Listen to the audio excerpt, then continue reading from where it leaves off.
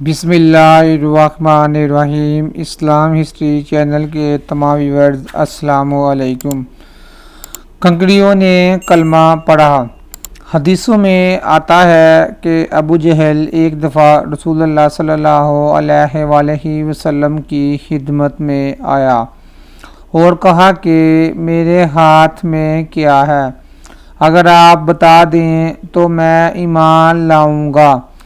رسول اللہ صلی اللہ علیہ وآلہ وسلم نے فرمایا کہ یہ بھی ہو سکتا ہے کہ میں بتاؤں تیرے ہاتھ میں کیا ہے، اور یہ ممکن ہے کہ تیرے ہاتھ کی چیز خود بتا دے کہ میں کون ہوں۔ اس کے بعد فرمایا اپنے ہاتھ کو اپنے کان کے قریب لے جاؤ۔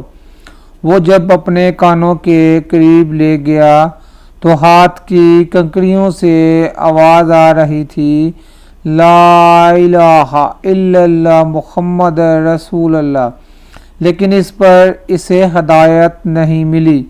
اس نے ہاتھ کی کنکریوں کو پھینک دیا اور کہنے لگا کہ محمد کا جادو کنکریوں پر بھی چل گیا۔